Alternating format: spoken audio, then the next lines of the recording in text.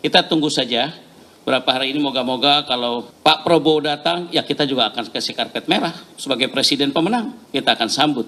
PKS, tolong kalian pikir agak dalam dong kemarin posisi kalian itu. Kenapa sampai bersikap seperti itu dengan Pak Prabowo, dengan koalisi yang dibentuk oleh Pak Jokowi, dengan Mas Gibran misalnya. Kenapa bisa se-ekstrim? Jangan-jangan kalian punya alasan yang substantif yang dalam. Elaborasi dong pikiran itu. Kan itu penting tuh. Jadi ini bukan masalah Gelora Bang, ini masalahnya di teman-teman yang mau gabung ini gitu. Ya, ini mohon maaf lahir batin nih teman-teman di Gelora ya. Buat Pak Prabowo, PKS itu lebih berguna di parlemen daripada Gelora. Ya Gelora gak, jadi kalau misalnya Pak Prabowo bilang PKS masuk aja, Gelora mau marah-marah, terus mau keluar dari koalisi, wah nggak mungkin. Paling ngedumel lah Pak Prabowo gitu aja kan.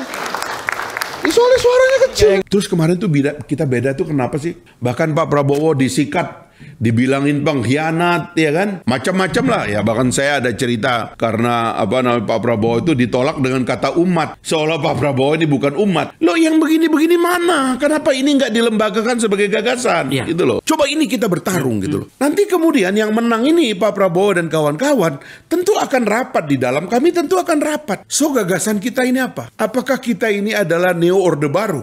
Apakah Golkar, Gerindra ini sebenarnya Neo Orde Baru dimasuki oleh elemen-elemen Islam seperti Gelora ini adalah Neo Orde Baru? Mau ngomel-ngomel kayak gimana juga ya pasti diam aja. Paling ya kalau PKS dapat 2 menteri atau 1 menteri ya saya dapat tambahin lah wamennya. Paling kan negosiasinya begitu.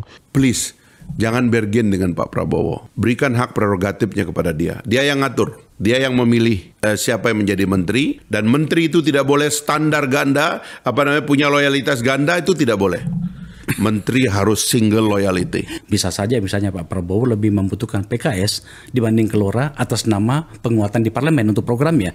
Atas itu semua, dalam sistem kita, presidensialisme itu rakyatlah yang membentuk kekuasaan eksekutif. Karena itu sekali lagi, please, jangan bergen dengan Pak Prabowo. Berikan hak prerogatifnya kepada dia. Dia yang ngatur. Saya kira kalau kita melihat konflik antara Partai Gelora dengan PKS, tentu ini adalah konflik lama. Ini adalah luka lama. Ini adalah efek dari konflik politik yang terjadi antara elit-elit Partai Gelora dengan PKS tentu saja. Karena kita tahu bahwa sejumlah elit Partai Gelora adalah mereka yang dulu sempat mendirikan dan membesarkan PKS. Sebut saja misalnya ada Anies Mata, Fahri Hamzah, Mahfud Siddiq adalah dulunya para pendiri PKS, ya, para pentolan PKS dan memperjuangkan PKS. Tapi karena ada konflik internal, orang-orang seperti Mahfud Siddiq, kemudian Anies Mata dan Fahri Hamzah keluar dari PKS dan kemudian mendirikan Gelora. Di Pilpres 2024, Gelora memutuskan mendukung Prabowo dan Gibran dan mereka menang.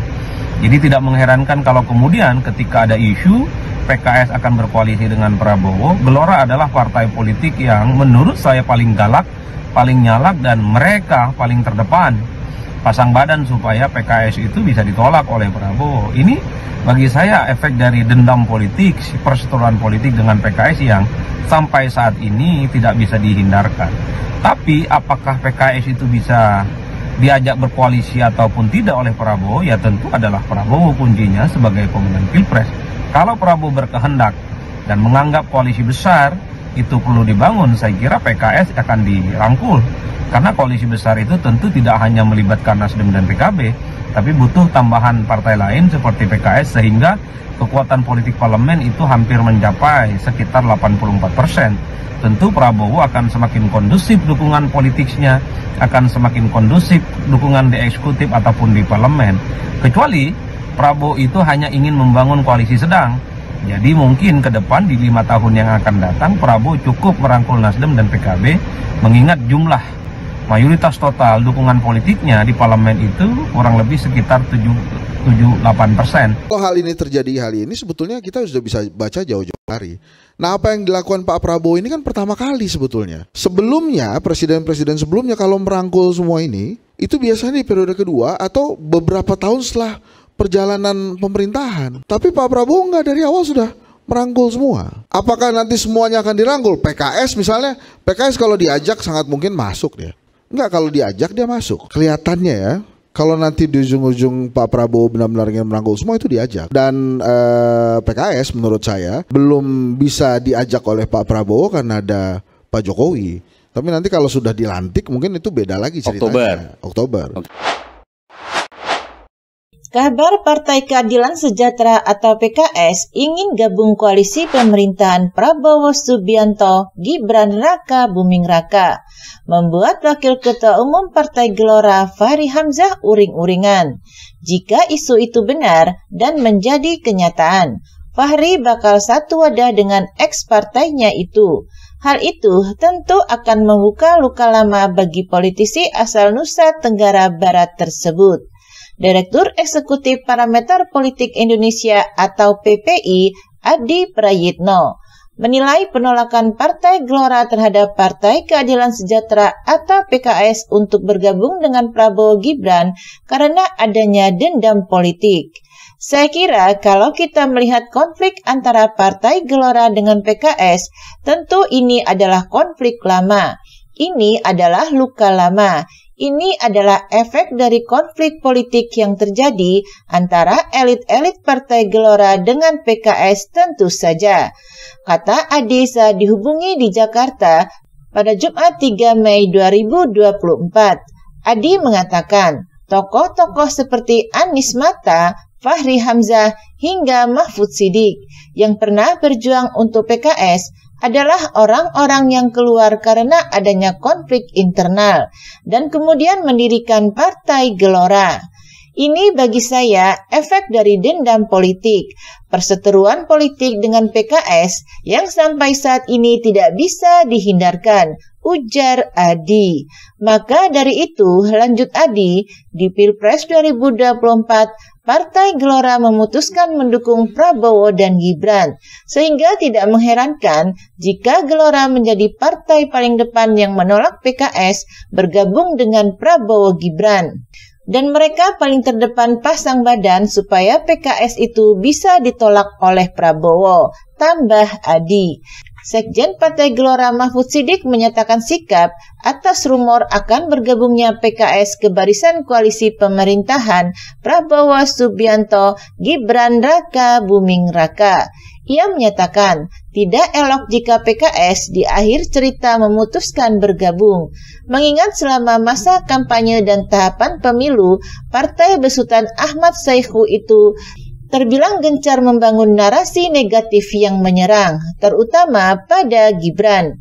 Seingat saya, selama proses kampanye di kalangan PKS, banyak muncul narasi sangat ideologis dalam menyerang sosok Prabowo Gibran, kata dia dalam keterangannya pada Minggu 28 April 2024.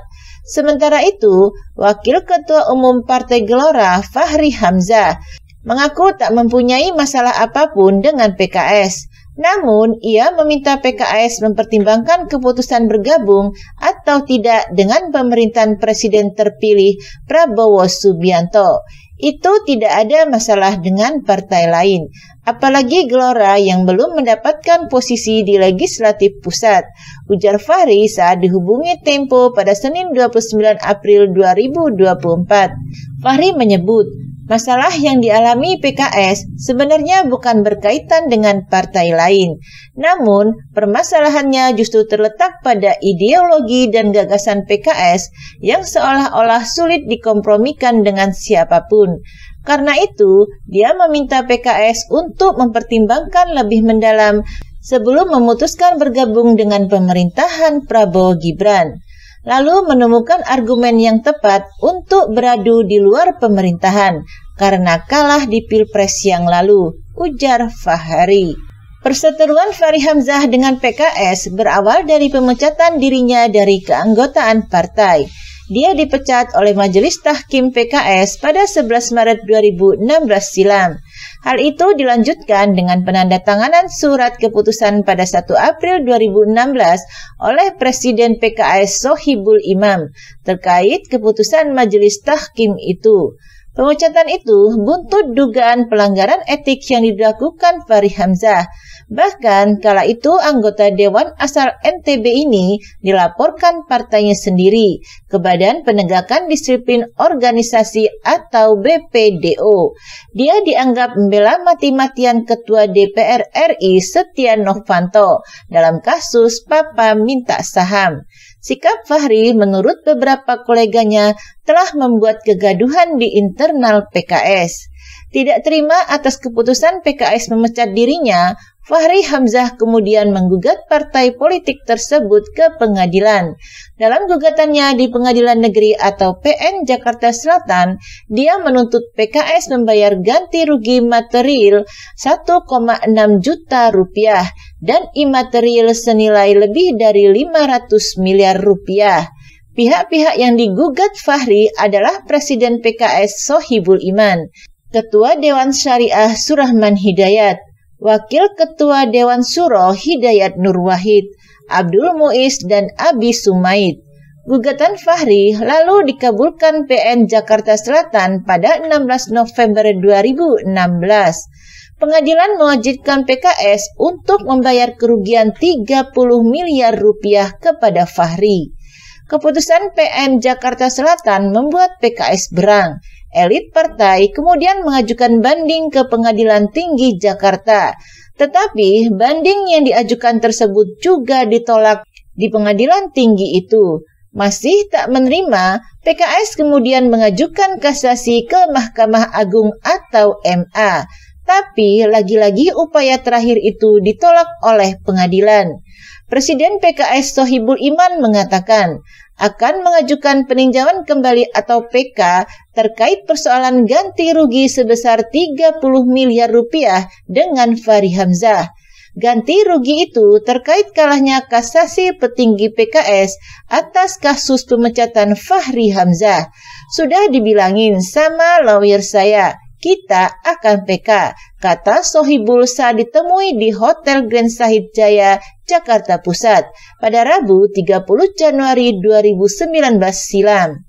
Kuasa hukum Fahri Hamzah, Mujahid Al-Latif, meminta PKS segera membayar ganti rugi 30 miliar rupiah. Langkah PKS melakukan PK tak lantas menunda putusan yang sudah diambil Mahkamah Agung. Undang-undang telah mengatur secara jelas bahwa permohonan PK tidak menangguhkan atau menghentikan pelaksanaan putusan pengadilan, kata Mujahid dalam keterangan tertulisnya. Kasus berlanjut, meski dinyatakan kalah oleh pengadilan, PKS tak mengindahkan keputusan hukum tersebut. 5 orang pengurus PKS selaku tergugat dalam kasus melawan Fahri tak hadir saat dipanggil oleh jurusita PN Jakarta Selatan. Akibat ulah elit PKS itu, Fahri Hamzah lalu melayangkan permohonan sita aset dan daftar objek sita kepada PN Jakarta Selatan.